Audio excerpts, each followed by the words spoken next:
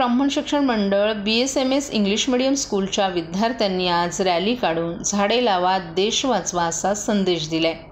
पृथ्वीवर ग्लोबल वॉर्मिंगनं तापमानात वाढ होत असताना दिसून येते। पाऊस कमी पडत आहे, ऑक्सिजनची कमी होत असल्यानं विविध आजारही वाढत आहेत। यासाठी एकच पर्याय आहे, तो म्हणजे वृक्षारोपण करून त्यांचं संवर्धन केलं तर येणाऱ्या पिढीला वाढत्या तापमानाचा सामना करावा लागणार नाही। यासाठी ठाण्यातील घंटाळी येथील ब्राह्मण शिक्षण मंडळ BSMS इंग्लिश मीडियम स्कूलच्या विद्यार्थ्यांनी कृषी दिनानिमित्त आज रॅली काढून झाडे लावा देश वाचवा असा संदेश दिलाय। यामध्ये शाळेचे विद्यार्थी, कॉलेजचे विद्यार्थी तसंच शिक्षक या रॅलीत मोठ्या संख्येनं सहभागी झाले होते। शाळेतून निघालेली ही रॅली घंटाळी परिसरातून फिरून पुन्हा शाळेतच समाप्त झाली। या ठिकाणी मुलांनी वृक्षारोपण करून सर्वांनी झाडे लावा देश वाचवा असा संदेश दिलाय।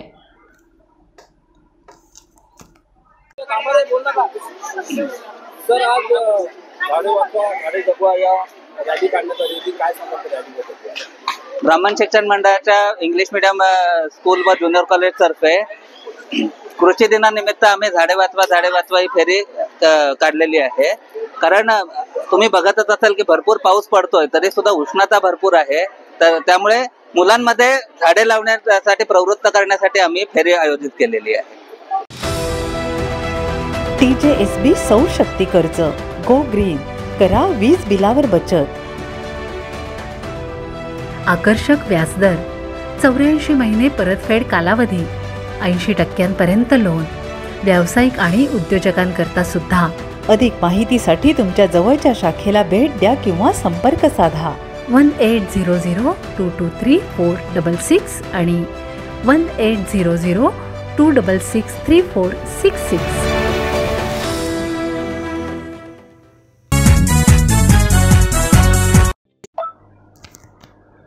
गुरुवारी धर्मवीर आनंद दिघे साहेबांच्या हिंदुत्वाची गोष्ट सांगणारा धर्मवीर 2 या सिनेमाचा पोस्टर लॉन्च सोहळा आज मुख्यमंत्री एकनाथ शिंदे यांच्या वर्षा निवासस्थानी पार पडला। सुप्रसिद्ध अभिनेता बॉबी देओल, सुप्रसिद्ध दिग्दर्शक सचिन पिळगावकर, महेश कोठारे, महेश मांजरेकर आणि सुप्रसिद्ध ज्येष्ठ अभिनेते अशोक सराफ यांच्या उपस्थितीत हा सोहळा पार पडला। येत्या 9 ऑगस्ट रोजी ऑगस्ट क्रांती दिनाचं औचित्य साधून हा सिनेमा प्रदर्शित होणार आहे। विशेष म्हणजे एकाच दिवशी मराठी आणि हिंदी या 2 भाषांमध्ये संपूर्ण जगभरात हा सिनेमा प्रदर्शित केला जाणार आहे। धर्मवीर 2 या चित्रपटाची निर्मिती झी स्टुडिओज आणि साहिल मोशन आर्ट्स या निर्मिती संस्थेचे मंगेश देसाई, उमेश कुमार बन्सल यांनी केली आहे। कथा, पटकथा, संवाद आणि दिग्दर्शन अशी चौफेर भूमिका प्रवीण विठ्ठल तरडे यांनीच निभावली असून महेश लिमये यांनी कॅमेरा म्हणून काम पाहिले। नोव्हेंबर महिन्यात या चित्रपटाचं चित्रीकरण सुरू करण्यात आलं होतं। धर्मवीर मुक्काम पोस्ट ठाणे या चित्रपटातून स्वर्गीय आनंद दिघे यांचा जीवन प्रवास मांडण्यात आला होता। अभिनेता प्रसाद ओक यांनी स्वर्गीय आनंद दिघे साहेबांची भूमिका यात साकारली होती। सिनेमाच्या या भागात देखील प्रसाद ओक दिघे साहेबांच्या भूमिकेत दिसणार असून अभिनेता क्षितिज जाते हा मुख्यमंत्री एकनाथ शिंदे यांच्या भूमिकेत दिसेल। मुख्यमंत्री एकनाथ शिंदे यांनी यावेळी बोलताना स्वर्गीय गुरुवर्य आनंद दिघे यांचा जीवन प्रवास मांडण्याचा प्रयत्न धर्मवीर मुक्काम पोस्ट ठाणे या सिनेमातून करण्यात आला होता। आता धर्मवीर 2 या सिनेमाद्वारे साहेबांचं हिंदुत्व आणि सर्वसामान्य लोकांसाठी त्यांनी केलेला संघर्ष लोकांसमोर येणार असल्याचं सांगितलं। तसंच त्यांनी दाखवलेल्या मार्गावर चालताना आपण केलेल्या संघर्षाने आपली वाटचाल देखील या सिनेमातून पाहायला मिळेल असंही शिंदे यांनी स्पष्ट केले। या सिनेमाला शुभेच्छा देताना ज्येष्ठ अभिनेते अशोक सराफ, ज्येष्ठ दिग्दर्शक सचिन पिळगावकर आणि निर्माते दिग्दर्शक महेश कोठारे यांनी संपूर्ण टीमचं अभिनंदन केले। तसंच धर्मवीरचा पहिला भाग संपतानाच या सिनेमाचा दुसरा भागही येणार याची प्रेक्षकांना कल्पना होती। या सिनेमाद्वारे स्वर्गीय आनंद दिघे यांची पुढची गोष्ट प्रेक्षकांना पाहायला मिळेल। तसंच क्षितिज जाते याच्या रूपानं मुख्यमंत्री होण्याआधीचे एकनाथ शिंदे पाहायला मिळतील अशी अपेक्षा व्यक्त केली आहे। तर बॉलिवूड अभिनेता बॉबी देओल यांनी या सिनेमाच्या दुसऱ्या भागाचं स्वागत करून पहिल्या भागाप्रमाणे दुसरा भागही प्रेक्षकांना नक्की आवडेल अशा शुभेच्छा दिल्यात। धर्मवीर 2 चित्रपटाच्या पोस्टरवर करारी नजर असलेले दिघे साहेब झोपाळ्यावर बसलेले दिसत आहेत। हिंदुत्वाशी गद्दारी करणाऱ्यांना क्षमा नाही अशी ओळखही पोस्टरवर नमूद करण्यात आली आहे।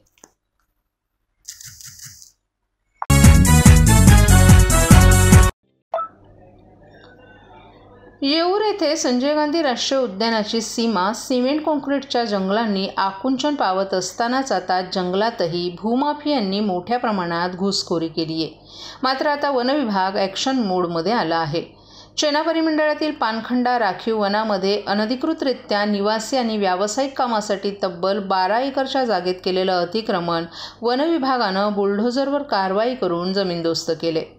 मुंबई ठाणे शहराचं नैसर्गिक फुफ्फुस म्हणून येऊर संजय गांधी राष्ट्रीय उद्यानाचा परिसर ओळखला जातो. मात्र वाढत्या अतिक्रमणानं जंगलातील जैवविविधता धोक्यात आणली आहे. जंगलावर अनधिकृत कब्जा करून अनेक धनदांडग्यांनी निवासी हॉटेल आणि रिसॉर्ट्स उभारलेत. परंतु वनविभागानं अशा अनधिकृत बांधकामांवर कारवाईचा बडगा उचललाय. संजय गांधी राष्ट्रीय उद्यानातील पानखंडा येथील सर्वे क्रमांक 291 मधील राखीव वनक्षेत्रात केलेलं अतिक्रमण संजय गांधी राष्ट्रीय उद्यानाचे संचालक आणि मुख्य वनसंरक्षक श्री मल्लिकार्जुन, उपसंचालक उदय ढगे यांच्या मार्गदर्शनाखाली कारवाई करून भूखंड मोकळा केला असल्याची माहिती येऊर वनपरिक्षेत्र अधिकारी गणेश सोनटक्के यांनी दिली आहे. संजय गांधी राष्ट्रीय उद्यानातील अनधिकृत बांधकाम जमीनदोस्त केलं जाणार असून पानखंडा येथील 12 एकरच्या राखीव भूखंडावर बंगले, गोडाऊन, हॉटेल आणि रिसॉर्ट आदी बांधण्यात आले होते. मात्र यावर हातोडा मारण्यात आलाय. ही कारवाई यशस्वी करण्यासाठी सहाय्यक वनसंरक्षक करिश्मा कवडे, वनपरिक्षेत्र अधिकारी गणेश सोनटक्के यांच्याबरोबर कासरडोली पोलीस, राज्य राखीव दल, येऊर वन विभागाच्या कर्मचारी अधिकाऱ्यांचं मोठं सहकार्य मिळालं.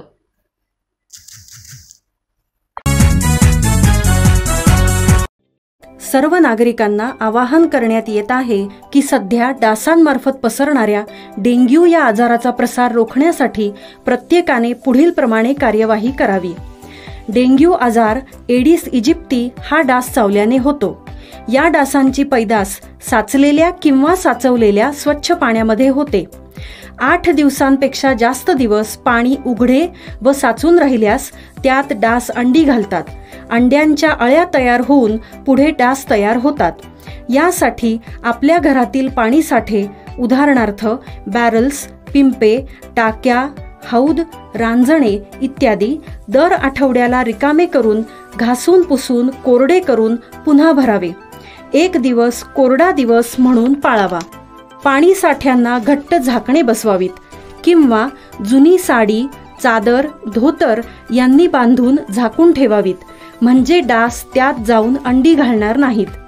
घराच्या गच्चीवर, आजूबाजूला, अंगणात कोठेही पाणी साचू देऊ नये.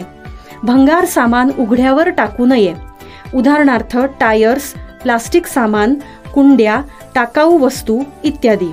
अशा सामानात पावसाचे पाणी साठून त्यात डेंग्यूच्या डासांची पैदास होते. घरातील कूलर्स, फ्रीजच्या पाठीमागील ट्रे हे देखील वेळोवेळी कोरडे करावेत. लक्षात ठेवा, नुसत्या फवारणीने डास घनता कमी होत नाही, तर त्यासाठी डास पैदास ठिकाणे नष्ट करणे ही आपल्या सर्वांची जबाबदारी आहे. कोणताही ताप अंगावर न काढता जवळच्या शासकीय रुग्णालयात मोफत औषधोपचार घ्या. अशा प्रकारे नागरिकांनी सहकार्य केल्यास डेंग्यूचा प्रसार रोखणे सहज शक्य आहे.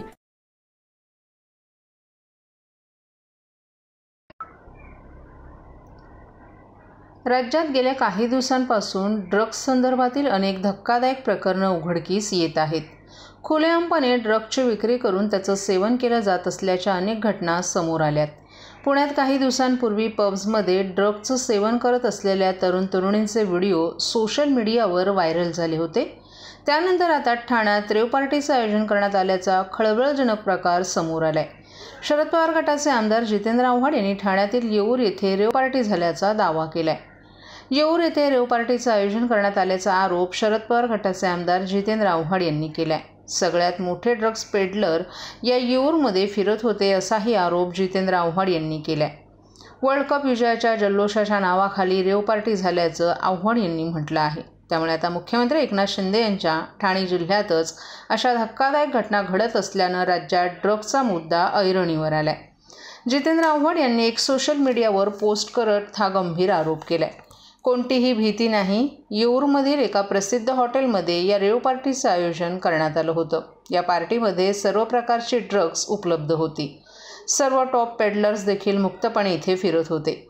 वर्ल्ड कपच्या आनंदोत्सवाखाली हे सर्व सुरू होतं. तसंच ट्रॅफिक हे मॅचमुळं नाही तर रेव पार्टीमुळं झाली होतं. या रेव पार्टीमध्ये 80% लोक हे मुंबईतील होतं असंही जितेंद्र आव्हाड यांनी त्यांच्या पोस्टमध्ये म्हटलं आहे.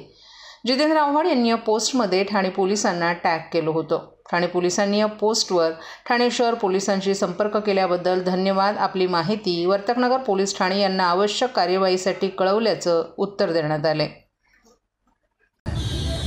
आता खाली तुम्हाला 10 वाजल्यानंतर फटाके वाजवता येत नाही म्हणून लग्न वरती लावायची स्टाईल झाली आणि ते लग्न लावायला येणारे हजार गाड्या घेऊन येतात. कसं झेपणार आहे जंगलात? नॉईज पोल्युशन, व्हॉइस पोल्युशन आणि आपण कुशाल वेगवेगळ्या गमजा मारत असतो. सगळ्या मोठ्या धेंडांची हॉटेल आहेत. खालचे सगळे राजकीय पुढारी यांची वरती हॉटेल आहेत. खाली बुलडोजर चालले आहेत मात्र वरती बुलडोजर मला खालच्याबद्दल तर काहीच बोलायचं नाही. खालचं खाली उद्या विधानसभेत बोलणार आहे. कोणाचे हॉटेल कुठले आहेत, त्यांना कसे वाचवले जातात ते सगळं उद्या बोलणार आहे. असं बरोबर. माझं म्हणणं एकच, हे मूळ रहिवासी आहे. त्यांची तक्रार असेल तर ती मान्य करून त्याच्यावरती तुम्हाला उपाय योजावे लागतील. जर उच्च न्यायालयाने सांगितलं हे करायचं नाही तर तुला मला ते मान्य करावंच लागेल. का वाटतं